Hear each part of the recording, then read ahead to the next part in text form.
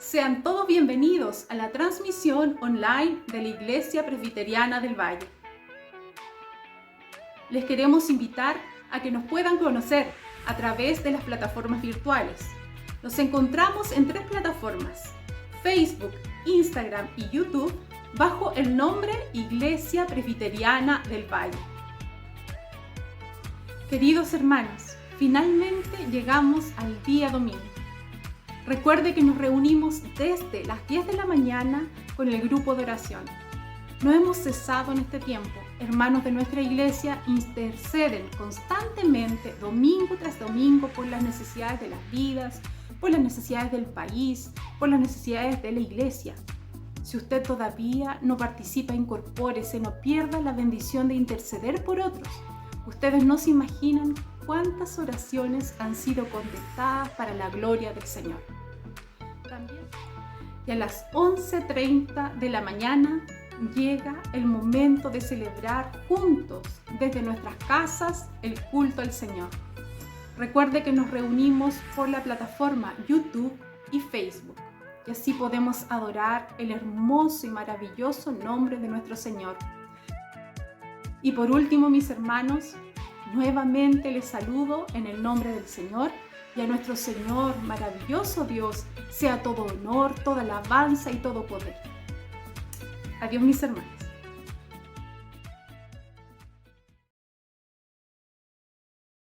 Si estamos aquí, de pie frente a ti, no es por nuestras fuerzas, es tu gracia. Muy buenos días, les damos la más cordial de las bienvenidas a toda la iglesia, a toda la congregación de la Iglesia Presbiteriana del Valle y también a las personas que nos visitan hoy, tal vez por primera vez. Todos sean muy ricamente bendecidos por nuestro Señor. Vamos a comenzar leyendo la palabra de Dios en el Salmo 29, un precioso salmo que nos habla acerca del poder, de la omnipresencia de nuestro Dios y del amor que tiene también por sus criaturas. Y dice así la palabra de Dios: tributen al Señor seres celestiales, tributen al Señor la gloria y el poder, tributen al Señor la gloria que merece su nombre. Póstrense ante el Señor en su santuario majestuoso. La voz del Señor está sobre las aguas, resuena el trueno del Dios de la gloria. El Señor está sobre las aguas impetuosas.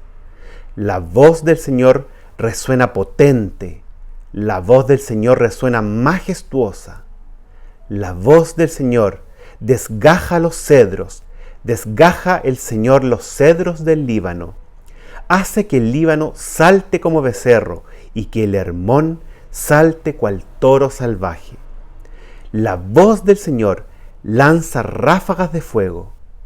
La voz del Señor sacude al desierto. El Señor sacude al desierto de Cades. La voz del Señor retuerce los robles y deja desnudos los bosques. En su templo todos gritan gloria. El Señor tiene su trono sobre las lluvias. El Señor reina por siempre. El Señor fortalece a su pueblo. El Señor bendice a su pueblo con la paz. Qué maravilloso salmo. Comenzamos leyendo esta mañana, que nos llena de orgullo por nuestro todopoderoso Señor y buen Señor. Los invito a adorar su nombre justamente con la canción que vamos a cantar juntos hoy día. Vine a adorarte.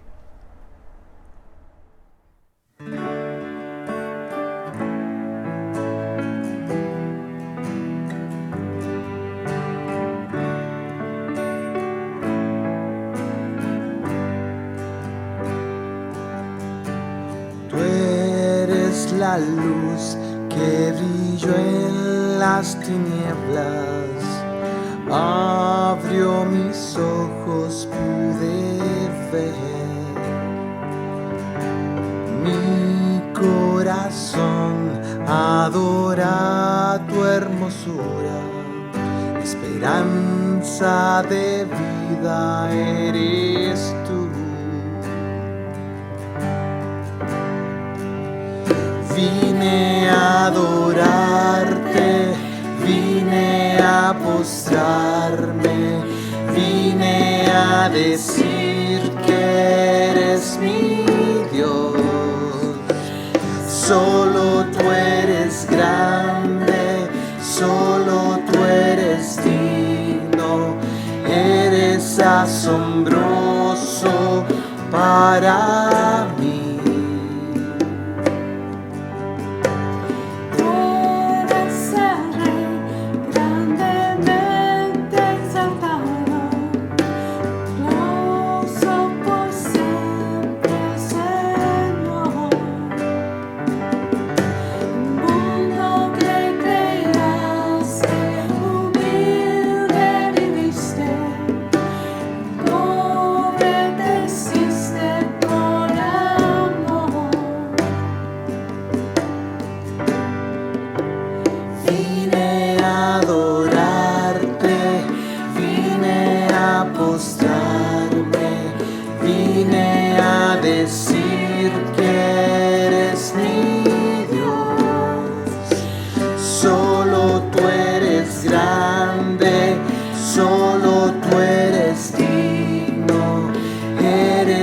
Asombroso para mí.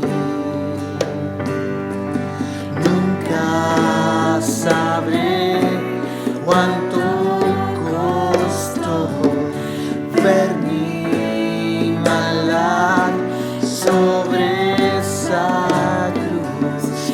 Nunca sabré cuánto costó ver mi maldad sobre esa cruz.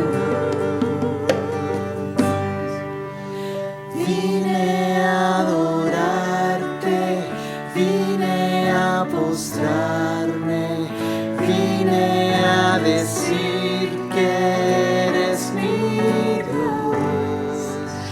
Solo tú eres grande, solo tú eres digno, eres asombroso para mí.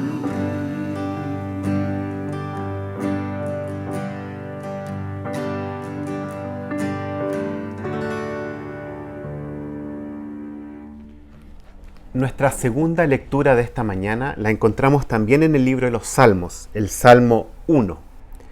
Un salmo que en sus primeros versículos lo deberíamos de saber de memoria.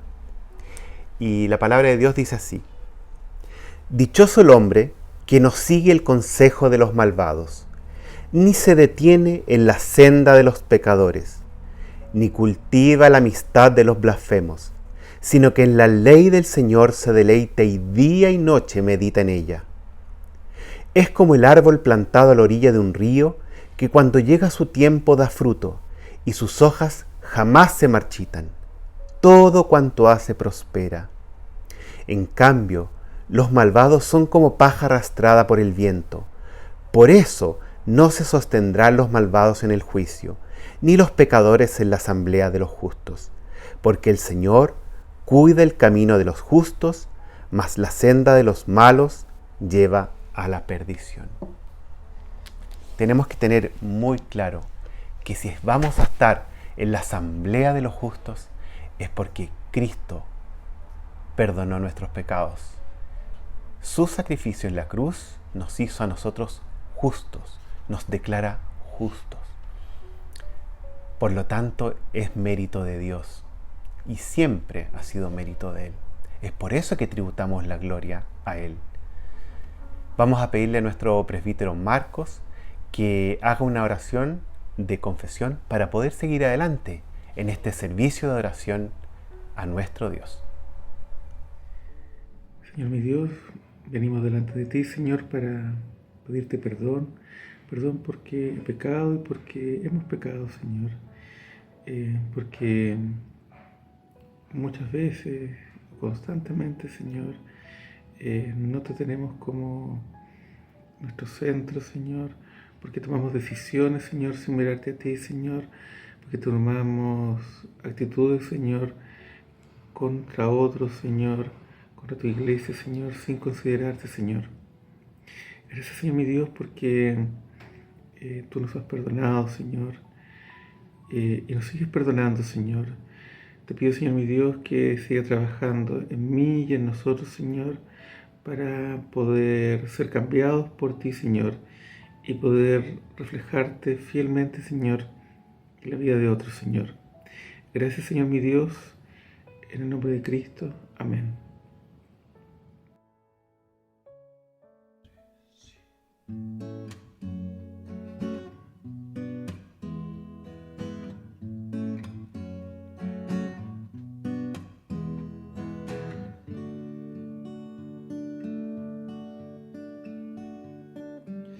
Enséñame tu camino, Señor.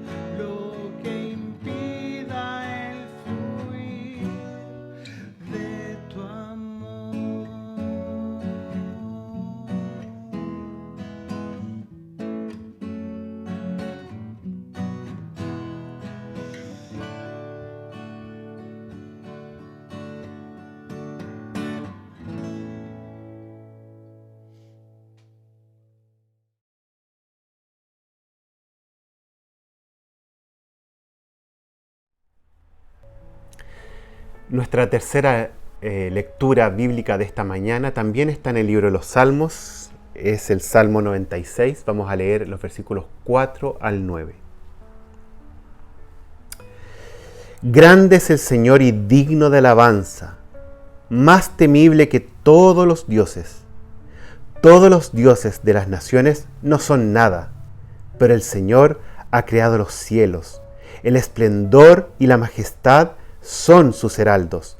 Hay poder y belleza en su santuario. Tributen al Señor pueblos todos. Tributen al Señor la gloria y el poder. Tributen al Señor la gloria que merece su nombre. Traigan sus ofrendas y entren en sus atrios. Póstrense ante el Señor en la majestad de su santuario. Tiemble delante de Él toda la tierra.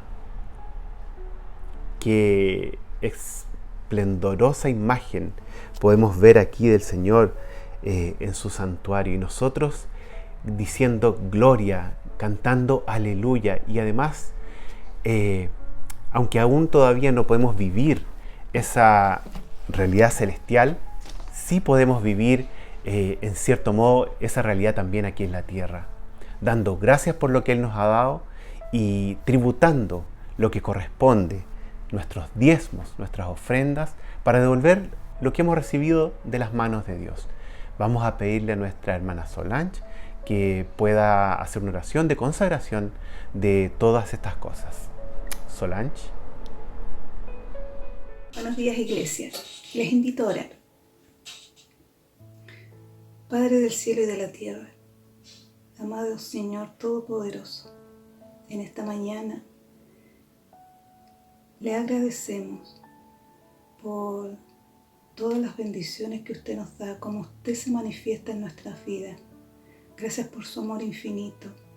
Gracias por cómo usted nos provee, Padre. Bendito y alabado sea mi Señor, porque usted se acuerda de cada uno de sus hijos. Bendito y alabado mi Dios, porque usted reúne a su rebaño. Lo bendigo y lo alabo, porque usted nos mantiene cada día, porque usted nos permite y nos da un trabajo adecuado para cada uno, y porque a través de él podemos obtener los frutos que también provienen de usted. Permítanos en esta mañana, mi Señor, poder brindarle con gratitud los diezmos y las ofrendas para su iglesia. Gracias, mi Dios. Gracias por nuestro Señor Jesucristo, por cuán maravilloso regalo que usted nos ha enviado y que vivirá por todos los siglos, por toda la eternidad, y viviremos junto a Él. Gracias por sus mayores bendiciones, y en su nombre le doy las gracias. Amén.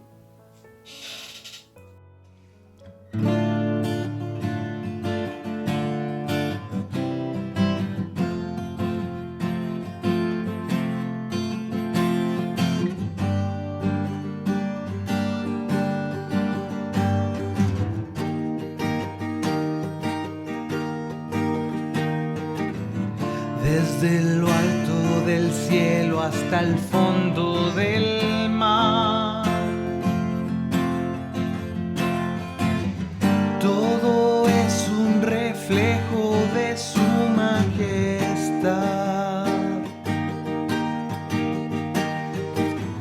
Los colores y aromas de cada estación, criaturas cantando su propia canción, exclamando: el gran creador, no hay más descripción. Cada estrella en el cielo su nombre le dio. Maravilloso Dios,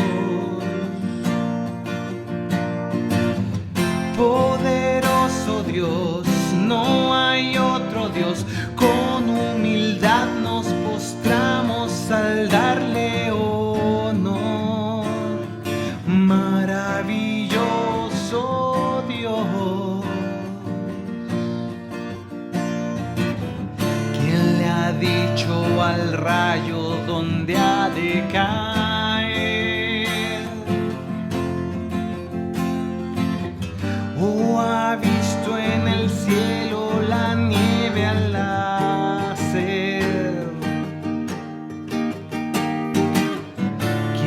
el sol diseñó y dio fuente a su luz, mas lo esconde para que la noche sea azul, exclamando el gran creador. No hay más descripción, cada estrella en el cielo su nombre le dio. Maravilloso Dios,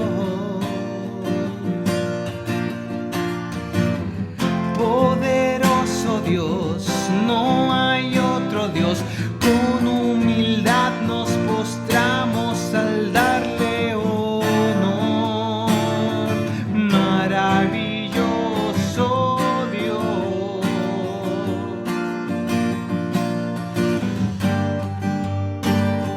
maravilloso Dios.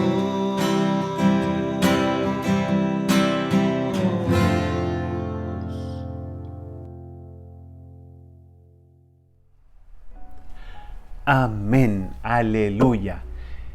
Ahora dejo la palabra al pastor Craig y pedimos en oración que el pastor sea bendecido y que sea boca de Dios esta mañana para que nos alimentemos de lo que precisamente, dice la Escritura, sale de la boca de Dios.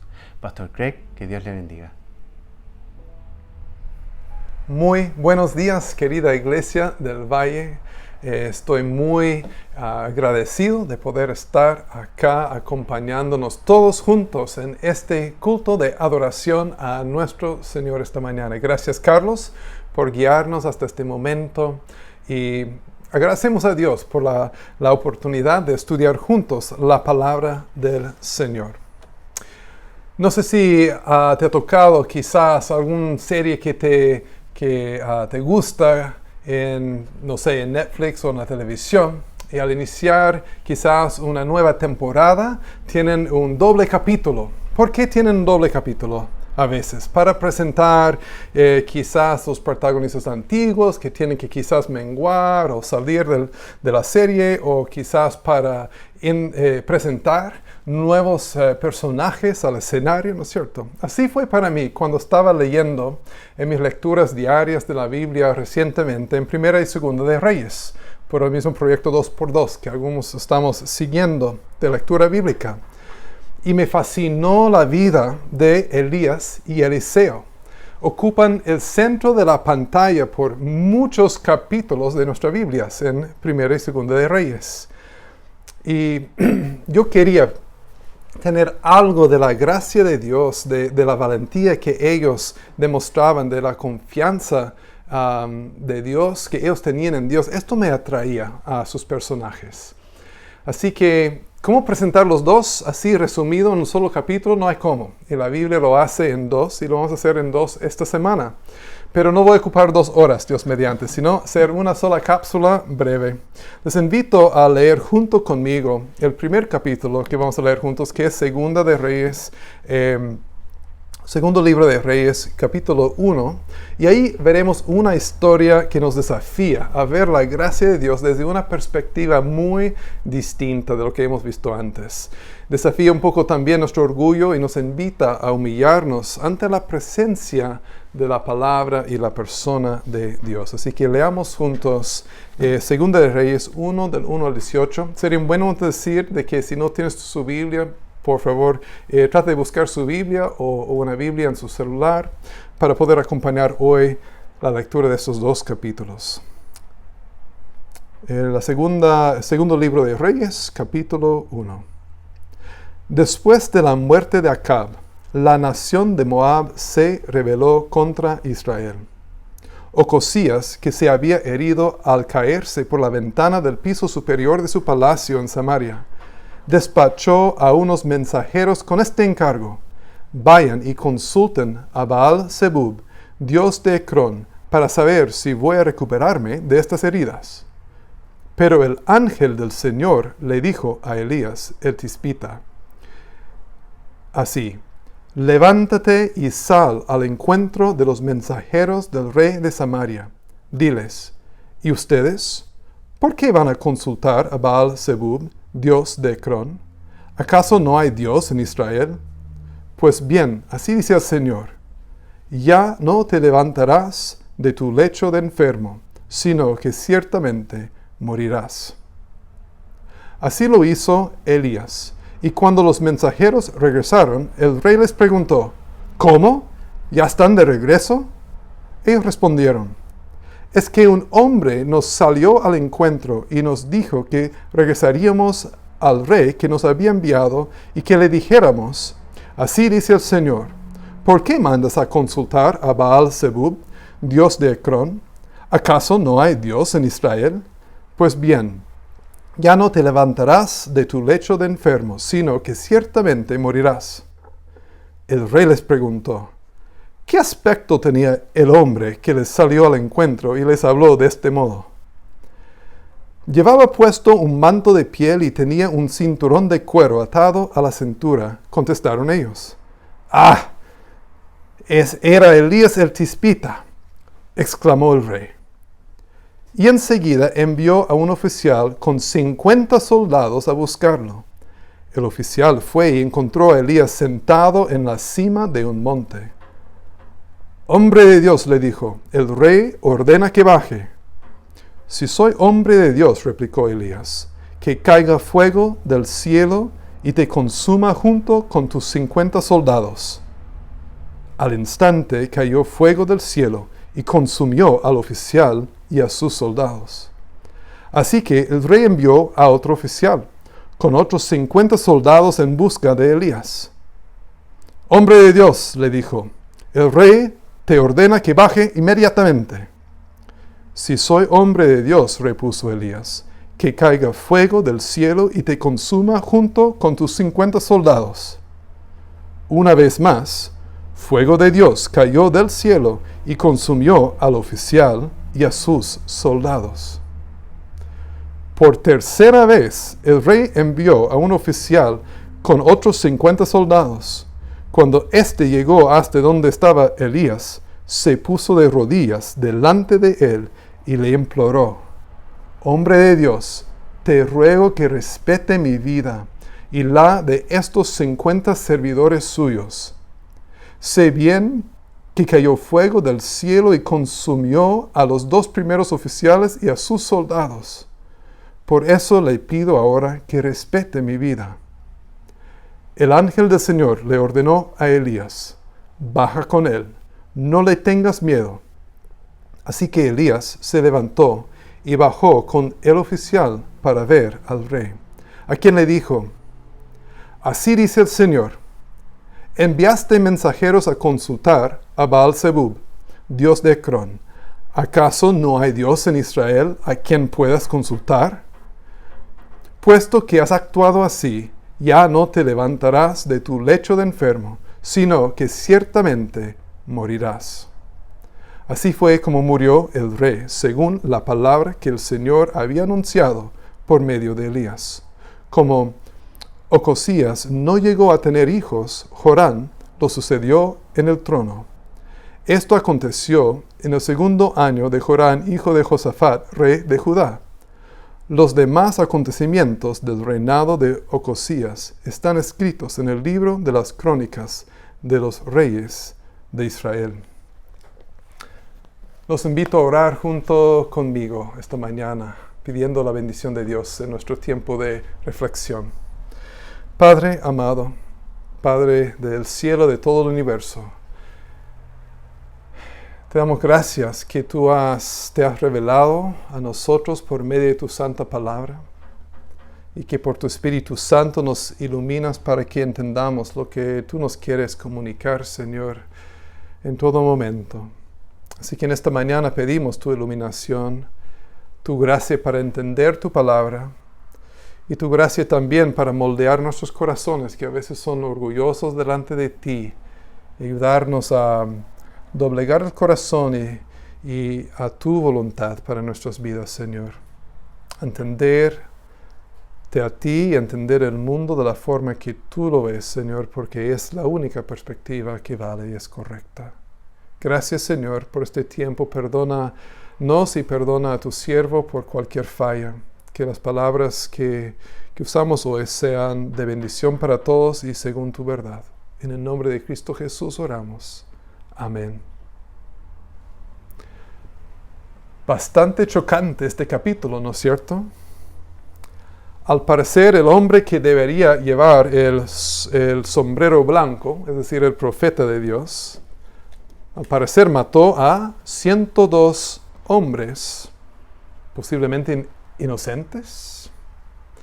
Y el de sombrero negro, pero quien debería estar llevando un sombrero blanco, siendo el rey instituido por Dios sobre el trono de Israel, el reino del norte, él está herido por una caída desde un piso alto y quiere saber si va a sobrevivir. Y por eso envió a emisarios a un dios pagano para saber.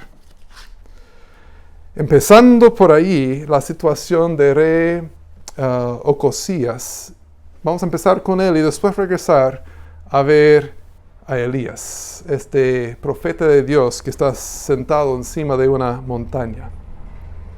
¿Quién era Ocosías? ¿Y por qué va a rebelar contra él otra nación? ¿Y qué hace en una cama? Ahí está todo bastante complicado, pero vamos por partes. ¿Quién es el rey Ocosías? Quizás es un nombre que ni hemos escuchado antes. Si vamos atrás, da una vuelta atrás a una sola página, llegamos a 1 de Reyes, capítulo 22, los últimos 3 versículos de este libro, que originalmente en la Biblia que usan los judíos es una sola, es solamente Reyes. 1 y 2 están en un solo rollo, simplemente por conveniencia le separaron en 2 porque no cabían en un solo rollo, es una sola historia. Así que los 3 versículos anteriores dicen así. 1 de Reyes 22, 51. Ocosías, hijo de Acab, ascendió al trono de Israel en Samaria, en el año 17 de Josafat, rey de Judá, y reinó 2 años en Israel. Pero hizo lo que ofende al Señor, porque anduvo en los caminos de su padre y de su madre, y en los caminos de Jeroboam, hijo de Nabat, que hizo que Israel pecara. Sirvió y adoró a Baal, y provocó la ira al Señor, Dios de Israel, tal como lo había hecho su padre. En estas pocas palabras, en estos 3 versículos, Ocosías resumida todo su reinado cortito, ¿no es cierto? ¿Quién era? Era hijo de Acab, ¿no? Probablemente el rey más pecaminoso en la historia de Israel, quien se casó con Jezabel de Sidonia, que ella era probablemente la reina más vil de la historia del Reino Norte.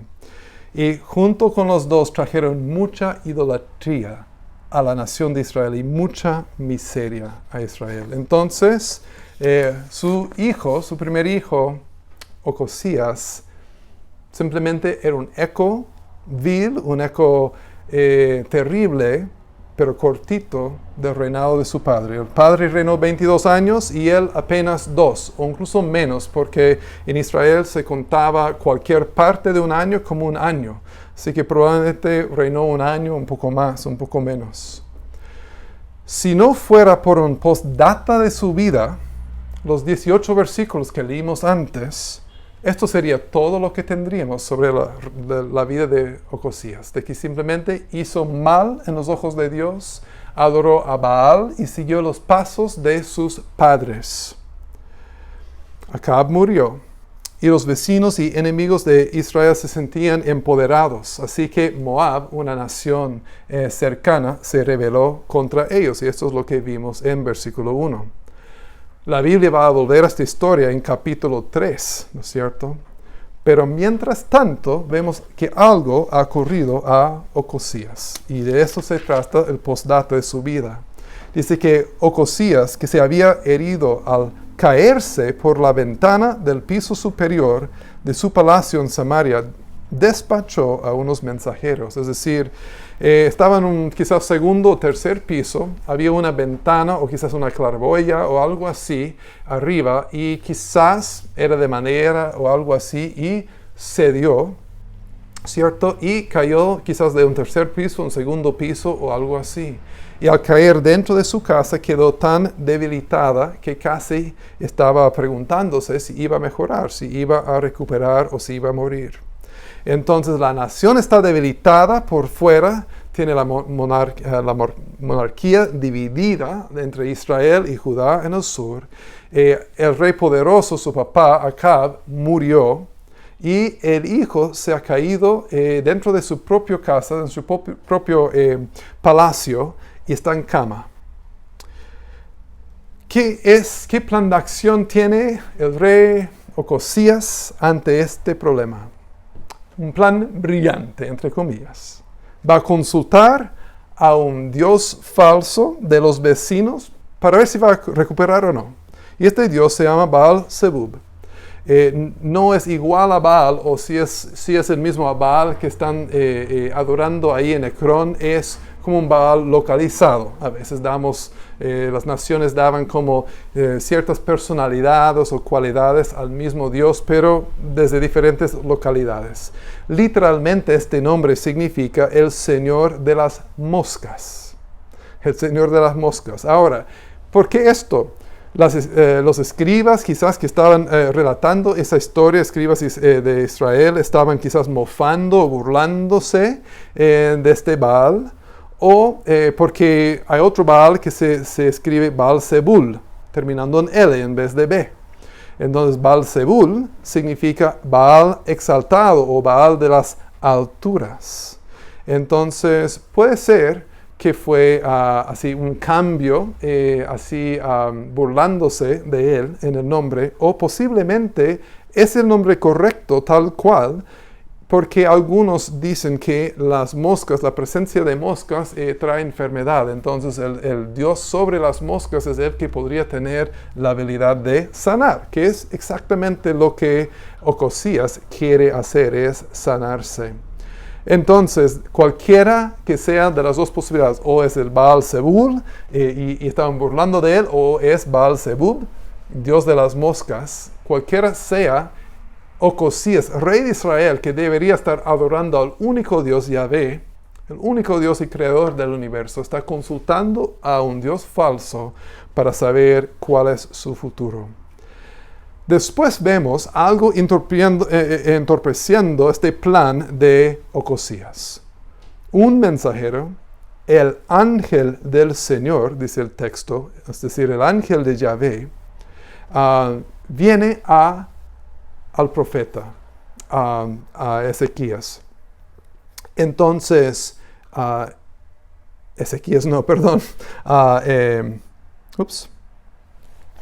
quizás vamos a recuperar esta parte. Se me fue el nombre. Elías. Sí, Ezequías. No sé dónde. Elías. Entonces,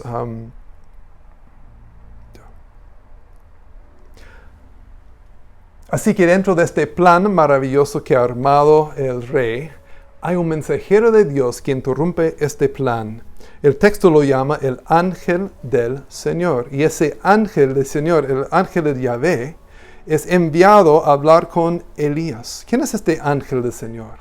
Si estudiamos todo el Antiguo Testamento, entre paréntesis, en cuento corto, lo más probable es que el ángel del Señor significa una manifestación de la segunda persona de la deidad.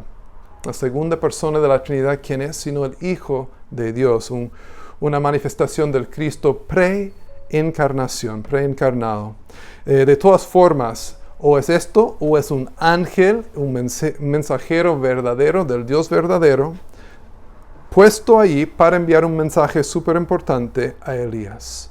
Entonces, ¿qué es este mensaje clave? Este mensaje es de que no hay por qué consultar a un Dios fuera de Israel si Dios está con Israel a través de sus profetas. Así decía en versículos 3 y 4. Pero el ángel del Señor dijo a Elías el tispita, levántate y sal al encuentro de los mensajeros del rey de Samaria y diles, ¿y ustedes por qué van a consultar a Baal-zebub, dios de Ecrón? ¿Acaso no hay Dios en Israel? Entonces, la identificación después, cuando llegaron los mensajeros del rey y regresaron, preguntó, ¿quién te dijo esto? ¿Quién interrumpió tu viaje? ¿Por qué así vienes de vuelta a mí tan rápido? Y ellos no sabían el nombre, pero por la forma en que estaba vestido, identificaron de inmediato como Elías. Este Elías es casi una superestrella o villano, dependiendo de qué lado eres, en Israel en este momento. Hace poco tiempo atrás, en el reinado de su papá, Elías había juntado a todos los profetas de Baal y les había desafiado a una competencia para ver quién era el verdadero Dios. Y todo el cuento termina en ¿qué? En la muerte de los 450 profetas de Baal, porque eran profetas falsos de un Dios falso. Así que sabía perfectamente quién era Elías y dónde estaba para buscarlo. Entonces, ¿qué respuesta da ante esta contestación de Dios por medio de Elías? Dijo, muchas gracias, sé que no voy a recuperar, ya, fin de cuento. No hizo esto. Tampoco envió los mensajeros nuevamente a Baal-zebub, ahí en Ecrón. Tampoco. Ya estaba desviado su atención, quiere saber algo del mismo Elías. Y por lo tanto, en vez de ir personalmente, manda un oficial y 50 soldados para traerlo. ¿Y qué pasó allá? Interesante, el profeta estaba quizás reacio o rebelde o gruñón ese día de mal humor. ¿Por qué? El profeta respondió así y mató al oficial y los 50 hombres. Es como chocante para nuestro contexto. Pero el hecho es esto, se trata de la prevalencia de Dios. Prevalencia de Dios y su palabra, que su voluntad y su palabra es suprema sobre su pueblo y sobre sus gobernantes. El rey estaba ordenando al profeta de que baje, pero así no es, sino Dios está en control de la situación. No era venganza personal de parte de Elías contra el rey, ni de estos hombres, ni era un capricho. De hecho, no era de parte de Elías en sí, sino era de parte de Dios. ¿Quién mandó últimamente el fuego que los consumió? Sino Dios. Es un juicio justo porque deshonraban la palabra de Dios y su mensajero, su vocero oficial, vez tras vez. Ocurre otra vez. Entonces ya van 102 personas a la cuenta consumidos por fuego del cielo por culpa del rey que está siendo muy orgulloso contra la palabra de Dios. Y por tercera vez encontramos algo distinto, una actitud bastante distinta. Cuando el tercer oficial venía, dice que se puso de rodillas delante del profeta, le imploró, hombre de Dios, le ruego que me respete mi vida y la de estos 50 servidores suyos. Sé bien que cayó fuego del cielo y consumió a los 2 primeros oficiales y a sus soldados. Por eso le pido ahora que respete mi vida. ¡Wow! ¿Por qué se humilló ante el profeta y por ende ante Dios? ¿Fue simplemente por temer su propia vida y querer salvar su propia vida? ¿O porque tenía algo de fe? No sabemos si era una fe salvífica o si solamente transitoria. Solo Dios sabe, pero tenía conocimiento de que este era el profeta del Dios verdadero. Pero el diablo también cree en Dios y tiembla, dice el Nuevo Testamento. Pero aquí sí o sí vemos la gracia del Señor operando.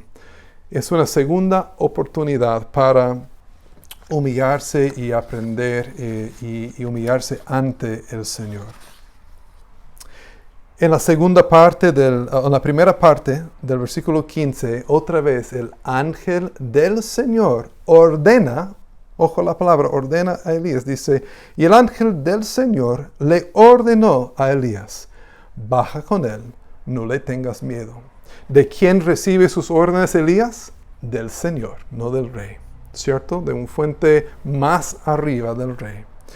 Entonces, y ciertamente no de un rey apóstata, totalmente que está totalmente fracasado y activamente rebelando contra Dios. Y después, Dios habló a Ocosías, ¿cuántas veces? ¿Cuántas oportunidades dio Ocosías a arrepentirse de su rebelión contra él? Contemos. Primero le mandó una enfermedad o un accidente que trajo alguna enfermedad, ¿cierto? Para que reflexione en su condición. Y le causó reflexionar y buscar un Dios extranjero, supuestamente. 2, cuando sus mensajeros originales fueron devueltos con un mensaje de Dios por medio de Elías. La tercera vez, cuando se dio cuenta de que la primera tropa había sido consumido por fuego del cielo. La cuarta vez, cuando la segunda tropa de personas fueron muertos por fuego del cielo enviado por Dios. Y la quinta vez aquí, cuando el mensaje de Dios es repetido, el mismo mensaje por la boca de Elías presencialmente, que aún moriría. Mira, incluso en este último momento, hubiera sido mejor para Ocosías, el rey, arrepentir de sus pecados, aunque Dios le dijera que vas a morir por tu pecado, pero por lo menos estar bien con Dios, poner su fe en Él, en su misericordia y vivir eternamente con Él, aunque tuviera que morir en el momento. Es decir, todos vamos a morir tarde o temprano. La gran pregunta es, ¿qué va a pasar en la eternidad? Entonces, la locura del rey es increíble y el orgullo del rey, pero no seamos tan prontos a acusar a otros. La locura de su pedido, buscó otro Dios y solo quería saber qué iba a pasar al futuro. Ni le pidió sanidad al Dios de Israel, simplemente quería saber. Sin embargo, él recibió más y más muestras de gracia y oportunidades para arrepentir. Y yo creo que este es el significado, postdata de la vida de Ocosías. O sea, por algo, 18 versículos se añadió después del resumen de su vida. Yo creo que esta es la idea, ya que la palabra de nuestro Dios prevalece. Nos llama a humillarnos ante su gracia. Fue el mismo mensaje para Ocosías y para el oficial de los 50 soldados que fueron liberados y dado un día más para vivir. Y es el mismo mensaje para nosotros. Deberíamos humillarnos ante la gracia de Dios. Cuando estamos tentados a menospreciar la palabra de Dios o buscar nuestra sabiduría en cualquier otra fuente, ya que la palabra de Dios es poderosa, ya que prevalece sobre toda mentira y toda fuerza que se levanta contra Dios, somos llamados a humillarnos ante su gracia y su poder. Parece severo, ¿no?, el trato de Dios contra el rey y sobre todos los soldados y oficiales. 102 personas más el rey, 103 personas murieron en ese episodio. Pero es un juicio severo que nos advierte de algo peor, de una eternidad o con o sin la presencia de Dios. Con o sin la presencia de la palabra encarnada, el propio Hijo de Dios. Es una cuestión de vida y muerte hoy para nosotros también. Es una advertencia severa que debería movernos a tomar en serio la oferta de gracia ofrecida en la palabra de Dios. Ya que la palabra de Dios prevalece, nos llama a humillarnos ante su gracia. También de negar a nosotros mismos y seguir su camino. Pero no solo esto, hay un segundo capítulo ligado a esta historia que tiene dos verdades más para revelarnos. En segundo lugar, vemos que ya que la palabra de Dios prevalece, nos llama a fortalecernos en su poder. En el segundo libro de Reyes, capítulo 2, ahora vemos tres grupos o tres personajes principales. Hay un cambio de protagonista en la ecuación, ¿cierto? Sale Elías, va saliendo Elías, y en lugar llama a su sucesor, ¿cierto? Dios que llamó a Eliseo hace varios años, ya va a tomar el lugar de Elías. Pero hay un tercer personaje o un grupo de personajes en la historia que se llama la comunidad de los profetas. de los profetas. ¿Quiénes son estas compañías de profetas? Son mencionados en algunas partes del Antiguo Testamento, principalmente en la época de Samuel y Saulo y ahora en la época de Elías y Eliseo. Fueron liderados al parecer por un profeta principal y posiblemente estaban siendo entrenados para ser profetas y ejercer más ese ministerio de profeta. Al parecer, normalmente vivían algunos en comunidad, quizás teniendo incluso viviendas comunes en algunas ocasiones. Pero en el tiempo de Primera y Segunda de Reyes, en nuestro tiempo del texto hoy, por lo menos algunos vivían en sus propias casas y tenían esposas e hijos. Y parece que interactuaban bastante con el pueblo y servían a Dios así. Así que no estaban tan apartados como un orden monástico, por ejemplo. Así que en el tiempo de Elías y Eliseo, quizás es mejor pensar en esta compañía de profetas, quizás como ejemplos de fieles servidores de Dios, quizás una parte del remanente de Dios que Él preservaba en medio de mucha persecución y paganismo. Quizás un poco como los discípulos de Juan el Bautista o de Jesús en su día. Dedicados a aprender de los profetas y servir a Dios, pero interactuando con la sociedad y sus familias. Así que leamos en Segunda de Reyes, capítulo 2, desde el primer versículo. Y después vamos a ver qué enseñanza Dios nos trae de ahí. Tengan sus Biblias nuevamente y apreciamos algunos detalles de esta linda historia. Cuando se acercaban la hora en que el Señor se llevaría a Elías al cielo en un torbellino, Elías y Eliseo salieron de Gilgal. Entonces Elías le dijo a Eliseo: «Quédate aquí, pues el Señor me ha enviado a Betel». Pero Eliseo le respondió: «Tan cierto como que el Señor y tú viven, te juro que no te dejaré solo». Así que fueron juntos a Betel. Allí los miembros de la comunidad de profetas de Betel salieron a recibirlos. Y le preguntaron a Eliseo: ¿sabes que hoy el Señor va a quitarte tu maestro y a dejarte sin guía? Lo sé muy bien, cállense. Elías, por su parte, volvió a decirle: «Quédate aquí, Eliseo, pues el Señor me ha enviado a Jericó». Pero Eliseo le repitió: «Tan cierto como que el Señor y tú viven, te juro que no te dejaré solo». Así que fueron juntos a Jericó. También allí los miembros de la comunidad de los profetas de la ciudad se acercaron a Eliseo y le preguntaron: ¿sabes que hoy el Señor va a quitarte tu maestro y a dejarte sin guía? Lo sé muy bien, cállense. Ahora, una vez más, Elías le dijo: «Quédate aquí, pues el Señor me ha enviado al Jordán». Pero Eliseo insistió: «Tan cierto como que el Señor y tú viven, te juro que no te dejaré solo». Así que los dos siguieron caminando y se detuvieron junto al río Jordán. 50 miembros de la comunidad de profetas fueron también hasta este lugar, pero se mantuvieron a cierta distancia frente a ellos. Elías tomó su manto y enrollándolo golpeó el agua. El río se partió en dos, de modo que ambos lo cruzaron en seco. Al cruzar, Elías le preguntó a Eliseo: «¿Qué quieres que haga por ti antes de que me separen de tu lado?» «Te pido que sea yo el heredero de tu espíritu por partida doble», respondió Eliseo. «Has pedido algo difícil», le dijo Elías, «pero si logras verme cuando me separen de tu lado, te será concedido, de lo contrario, no».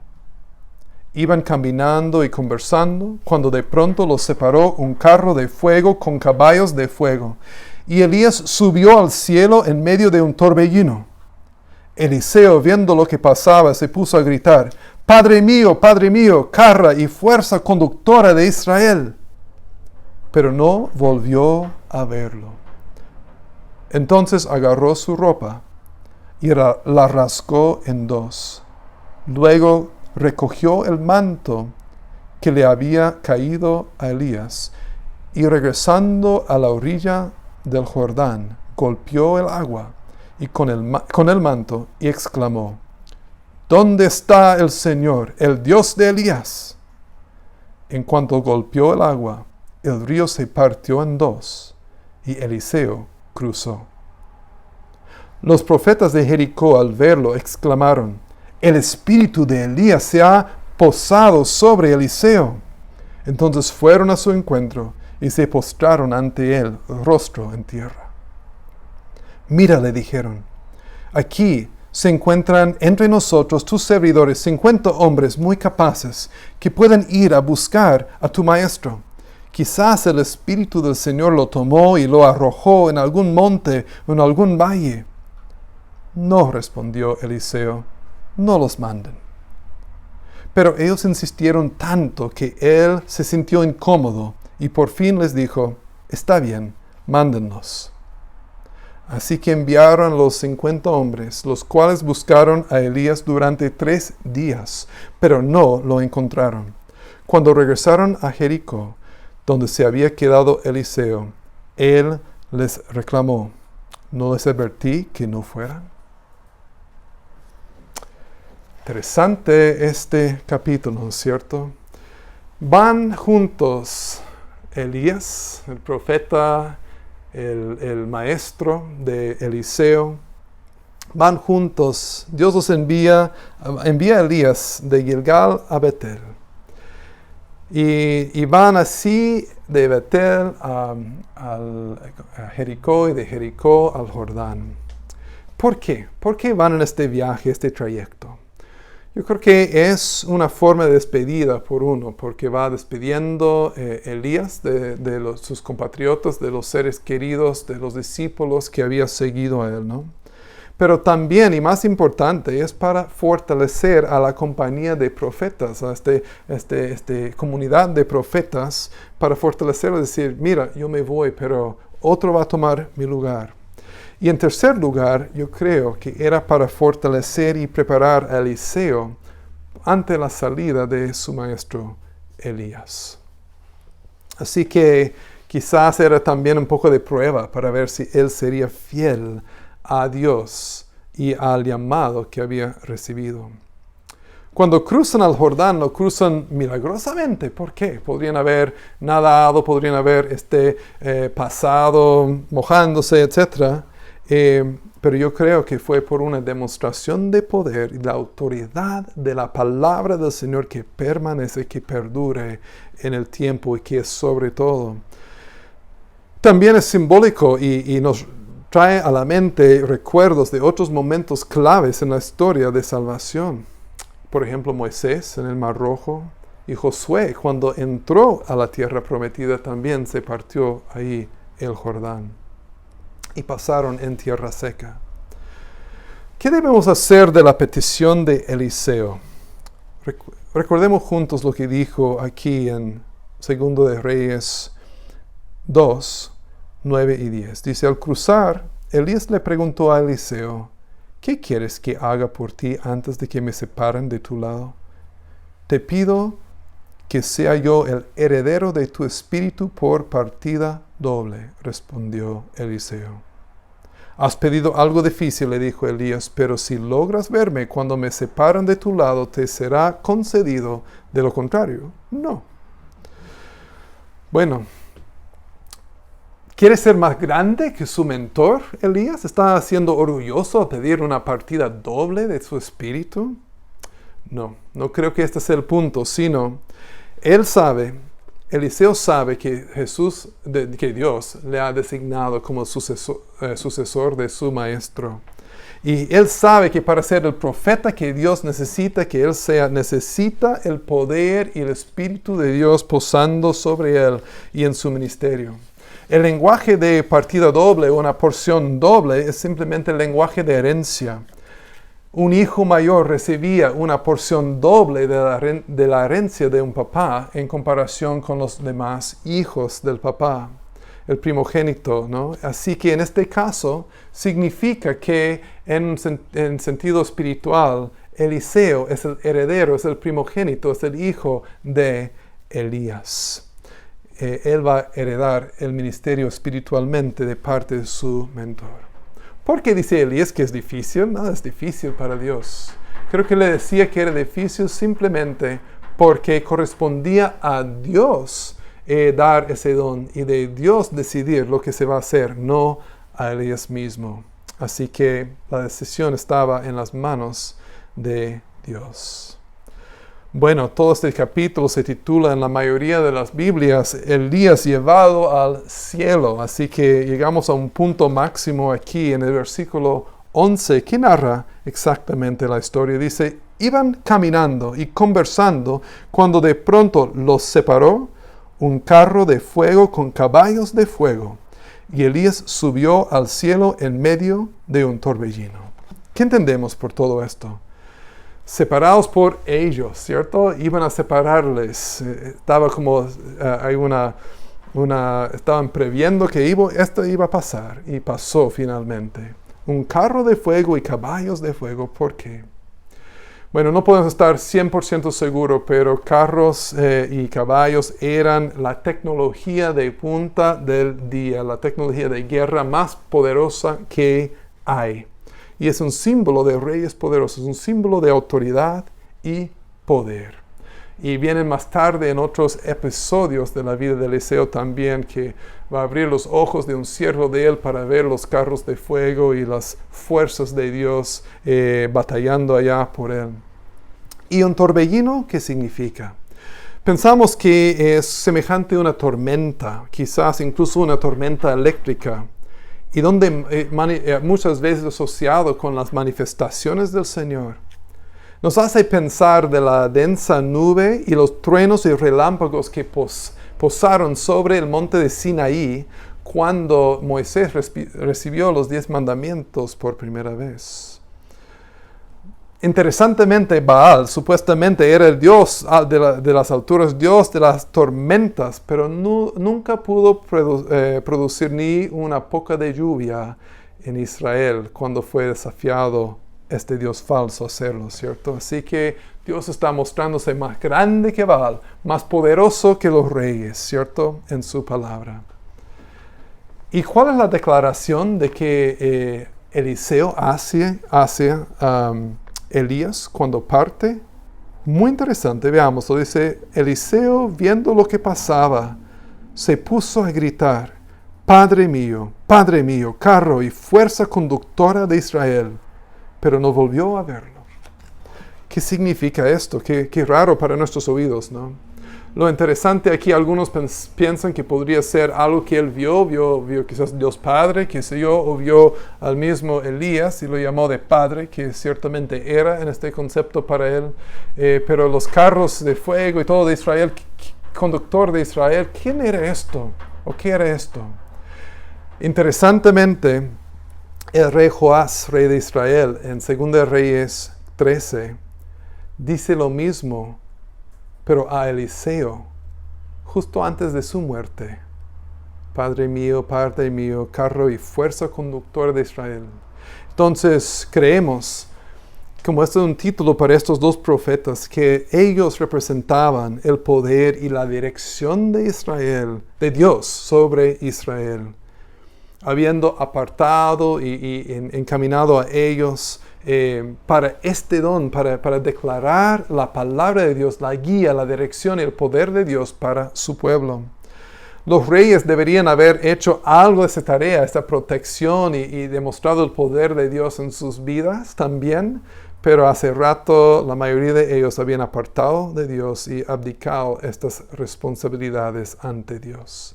Así que realmente los profetas eran este contrapeso de los reyes y en un sentido preservaron por la gracia de Dios a Israel en un tiempo más en el tiempo. ¿Cuáles fueron las primeras reacciones y acciones de Eliseo al pasar todo esto?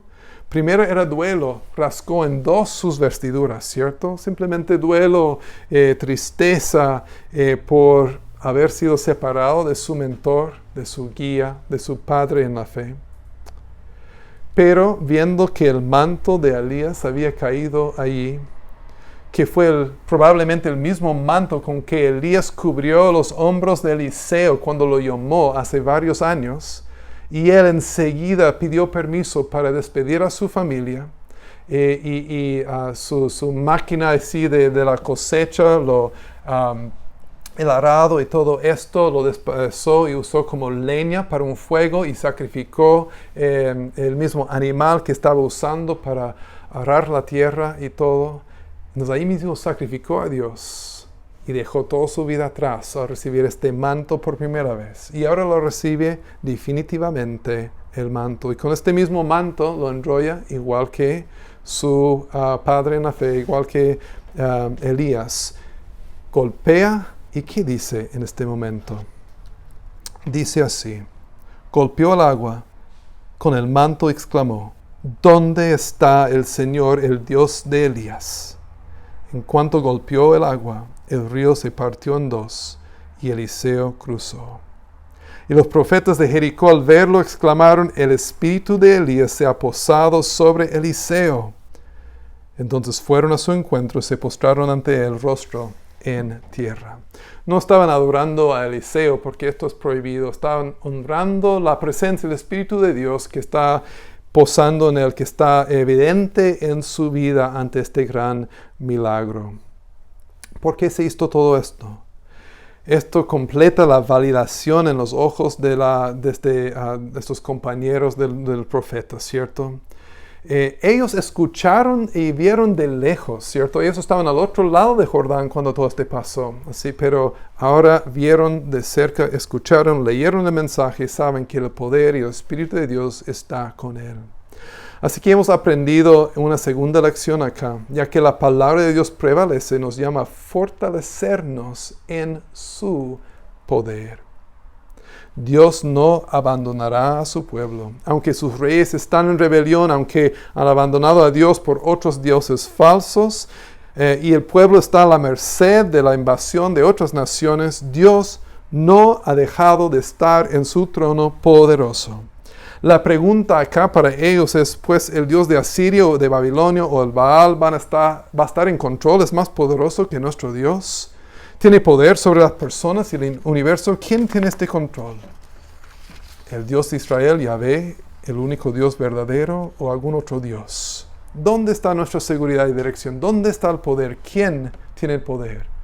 Yahvé, Jehová, tiene el poder.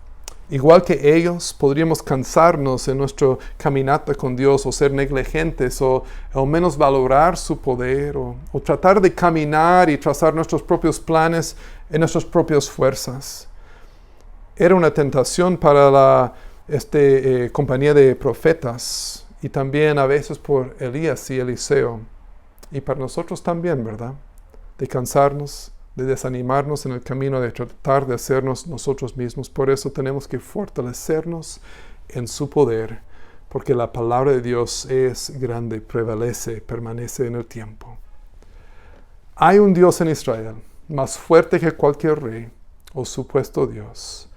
Esto es el trabajo número 1 de Elías y Eliseo, hacer este mensaje llegar para el pueblo de Israel. Ser el representante, el vocero de la presencia de Dios en medio de un mundo tan sin rumbo, tan perdido. Ser carro y fuerza conductora para su pueblo.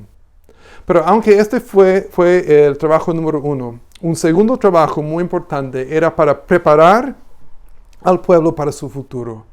Prepararles para el exilio, el juicio que venía. Un juicio severo de Dios sobre su pueblo, donde iba a dispersarlos sobre distintas naciones y echarlos de la tierra prometida por un tiempo. Así que este es el segundo hecho, la segunda cosa que hace Eliseo acá, es proveer esperanza de que habrá un futuro seguro para un remanente fiel, aún en medio del juicio. Así que hemos aprendido de que ya que la palabra de Dios prevalece, nos llama a 1, humillarnos ante su gracia. 2, fortalecernos con su poder. Y en tercer lugar, vivir con esperanza siempre en Él. Como vemos esto simbolizado aquí, algunos comentaristas han visto paralelos en cruzar el Jordán 2 veces, como un señal simbólico del exilio anunciado. ¿Cómo funciona esto? Vemos la salida de la tierra prometida de Elías, yendo hacia el este, fuera de Israel, cruzando el Jordán. Y después vemos el regreso de Eliseo hacia Israel. Posiblemente esta salida, la idea fue de simbolizar su exilio ya anunciado y también el retorno prometido. En la ida de Elías y el regreso de Eliseo, la salida a Babilonia, el retorno 70 años más tarde. Otro símbolo de esperanza vemos en un postdata. Vimos otro postdata en la vida de Ocosías y vemos un postdata aquí en este episodio. Solamente 2 versículos que ya leímos. 16 y 17 y 18 dicen así. Mira, le dijeron, aquí se encuentran entre nosotros tus servidores 50 hombres muy capaces que pueden ir a buscar a tu maestro. Quizás el Espíritu del Señor lo tomó y lo arrojó en algún monte o en algún valle. No, respondió Eliseo, no los manden. Pero ellos insistieron tanto que él se sintió incómodo y por fin les dijo, está bien, mándanos. Así que enviaron a 50 hombres, los cuales buscaron a Elías durante 3 días, pero no lo encontraron. Cuando regresaron a Jericó, donde se había quedado Eliseo, él les reclamó, ¿no les advertí que no lo fueran? Interesante.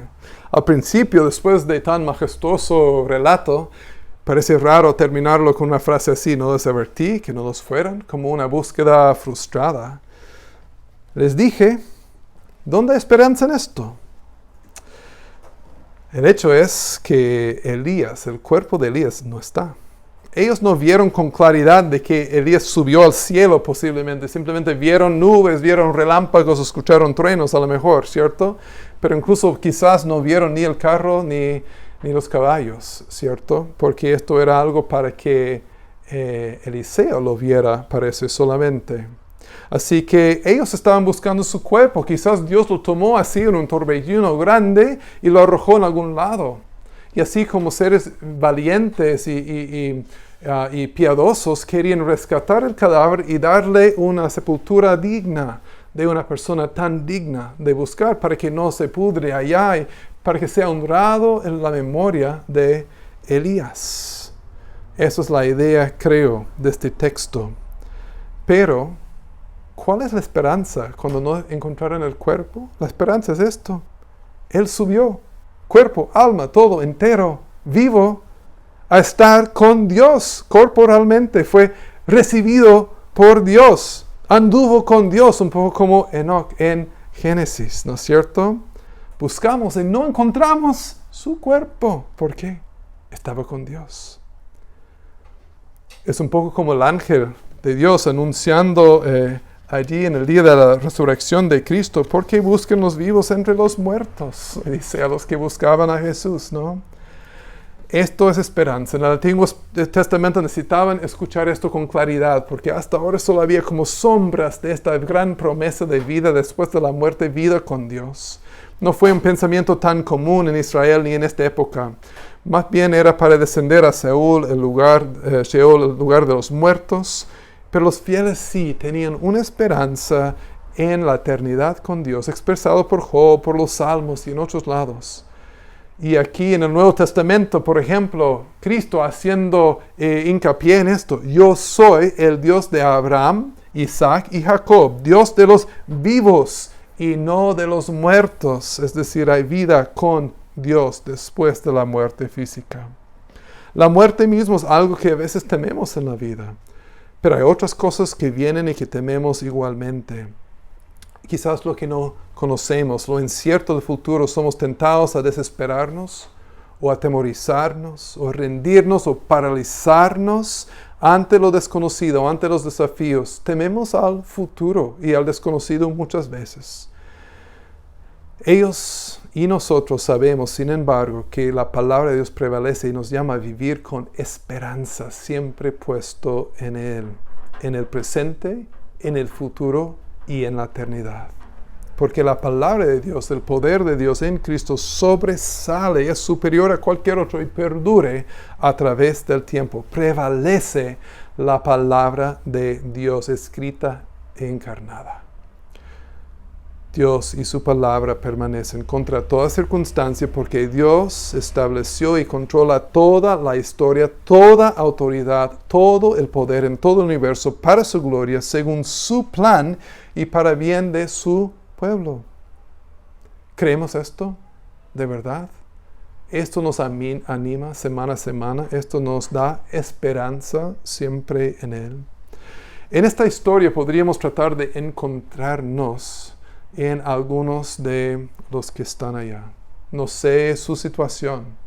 Espero de que no sea usted ninguno que haya rechazado así a Dios. Si es así, no sea como Ocosías, que rechazó 5 veces a Dios, sino tenemos la esperanza de que por gracia Dios cambiando nuestros corazones desde adentro, confiando en su gracia, en el que murió y sufrió el fuego del cielo para nosotros, que nosotros podemos vivir en comunión con el único Dios vivo y verdadero. Unidos nosotros a Cristo, podemos hacerlo, pero no en nuestro poder, sino en su poder obrando en nosotros. Por esa gracia operando en nosotros, ¿cómo vamos a responder a ese llamado de la palabra que prevalece? El llamado del Señor. Vamos a humillarnos ante su gracia, ante esta oferta de salvación, como quizás el tercer oficial y su tropa. Vamos a ser fortalecidos por su poder, quizás como Elías y Eliseo y la compañía de los profetas. Vamos a vivir siempre, hoy y mañana y para la eternidad, con nuestra esperanza en Él, caminando fortalecidos por su gracia, operando en nuestras vidas. Este doble capítulo del inicio del fin de Elías y el inicio del ministerio de Eliseo nos demuestra que, ya que la palabra de Dios prevalece, nos llama a humillarnos ante su gracia, fortalecernos en su poder y vivir con esperanza siempre puesto en Él, a través de Cristo, que recibió el castigo del fuego del cielo sobre Él para que nosotros pudiéramos vivir con Él y en Él y para su gloria. Les invito a orar junto conmigo. Padre amado, gracias por tu palabra. Gracias por estas historias verídicas, históricas, verdaderas en el espacio y en el tiempo. Aunque tengan muestras de cosas milagrosas, tú eres el Dios del universo y tú obras milagros, especialmente por tus propósitos y en los momentos claves de tu historia de salvación. Y este fue un momento clave, Señor, donde tú tenías que mostrar tu superioridad, la superioridad de tu palabra sobre cualquier Dios falso. Dios, confesamos de que somos tan tentados a buscar nuestra dirección, nuestra fuerza en otras cosas en lugar de ti, en otros dioses falsos, por decirlo así, en cualquier lado menos tu palabra y tu persona y tu poder, Señor. Perdónanos, Señor, por esto y guíanos, fortalécenos, Señor, de buscar siempre a tu palabra, porque hay un Dios en medio del pueblo de Dios, el único Dios verdadero y vivo.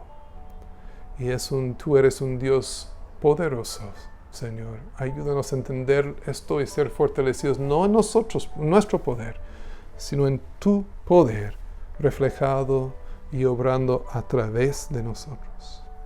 Tú prometes en tu palabra en Efesios de que el poder que obra en nosotros es como el poder que obró en levantar a tu Hijo Cristo de la muerte. Este poder es nuestro según tu palabra, Señor, por tu gracia.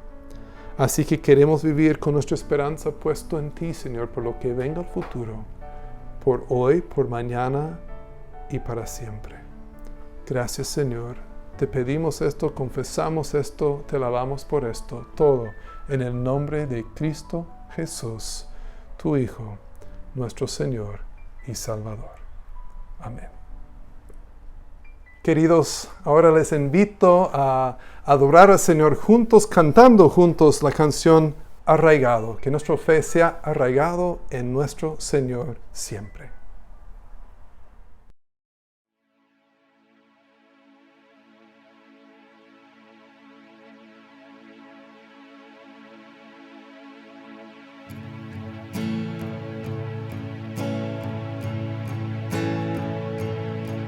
Como el ciervo que brama por las aguas, así anhela por ti, Señor, mi alma, oh mi alma.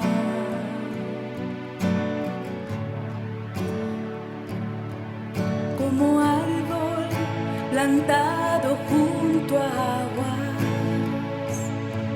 así mi ser se deleita en tu palabra, tu palabra,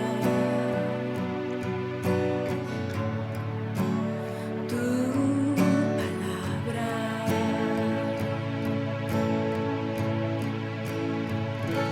Que tu espíritu de vida, la semilla en mi interior, y tu palabra eche raíz en lo profundo de mi corazón.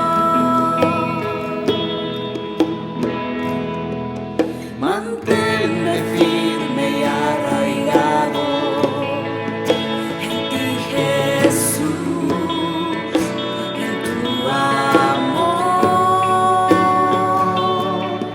Toda mi vida rebosando de gratitud, de adoración. Oh Jesús, el agua viva que me sacia,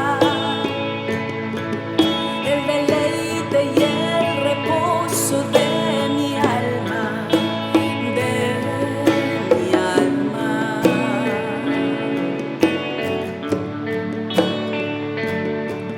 Solo en ti me plantaré todos los días. Tú serás el fundamento de mi vida, de mi vida.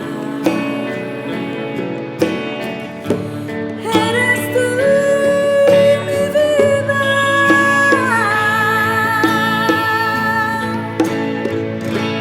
Que tu espíritu de vida, la semilla en mi interior, y tu palabra eche raíz en lo profundo de mi corazón.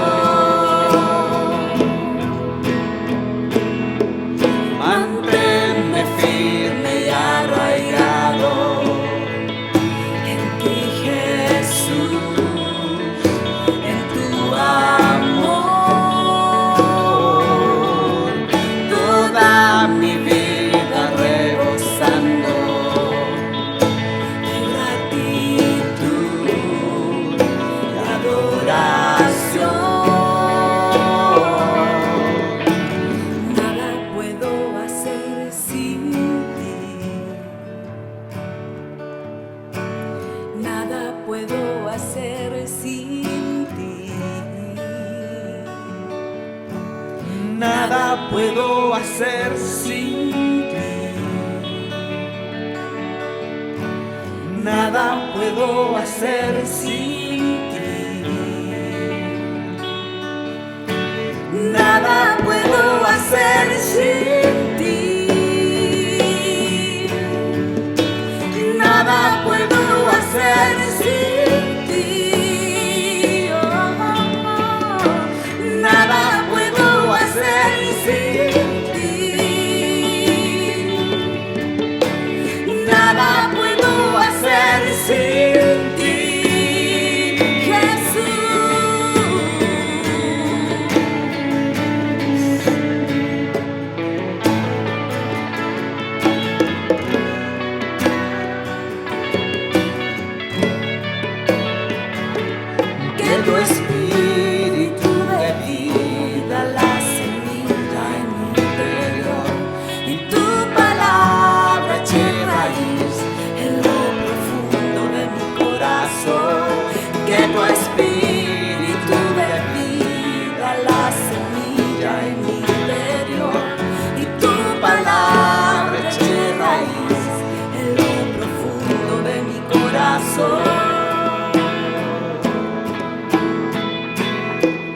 manténme firme y arraigado en ti, Jesús, en tu amor,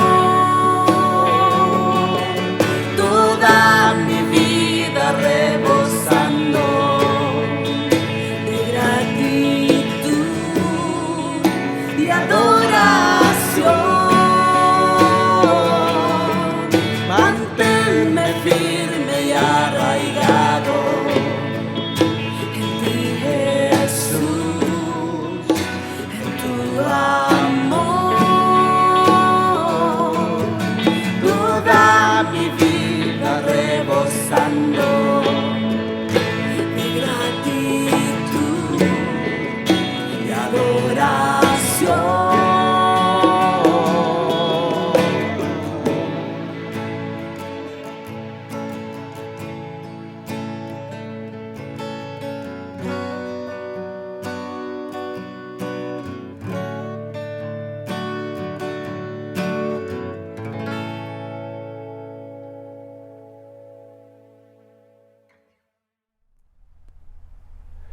Queridos, es tan bueno poder adorar a nuestro Dios juntos. Damos gracias de que nuestra fe está arraigado en nuestro Señor Jesucristo. Vamos a pedir la bendición de Dios y también ofrecer nuestras oraciones a Él al finalizar juntos este tiempo de adoración a nuestro Señor. Les invito a orar junto conmigo. Padre amado, te damos gracias por tu presencia, por acompañarnos en este culto, Señor, porque tu gracia está con nosotros por Jesucristo. Gracias porque tu palabra es permanente, Señor, y es poderoso. Y por eso podemos humillarnos ante ti, podemos afianzarnos en tu poder, Señor, y también podemos poner toda nuestra esperanza en ti para hoy, para mañana y para la eternidad. Gracias te damos por esto, Señor. También te damos gracias por el trabajo cumplido ahí en la misión con Ejimar y familia. Te damos gracias por ellos y sus vidas. También, Señor, damos gracias por la vida de cada miembro de esta iglesia y cada persona que ha asistido junto con nosotros esta mañana. Señor, bendice a cada hogar, a cada familia, dándoles su dirección, su paz y su amor en esta semana. Todo lo que necesitamos encontramos en Cristo Jesús. Y es en el nombre de Cristo que oramos. Amén. Ahora, mis amados, recibamos juntos la bendición del Señor que esta semana podemos recibir del libro de Judas en el Nuevo Testamento. Al único Dios, nuestro Salvador, que puede guardarlos para que no caigan, establecerlos sin tacha y con gran alegría ante su gloriosa presencia, sean la gloria, la majestad, el dominio y la autoridad por medio de Jesucristo nuestro Señor, antes de todos los siglos, ahora y para siempre. Amén. Que tengan una excelente semana y estamos en contacto por redes sociales y directamente. Es una alegría poder adorar a nuestro Dios y servir a nuestro Dios juntos. Bendiciones.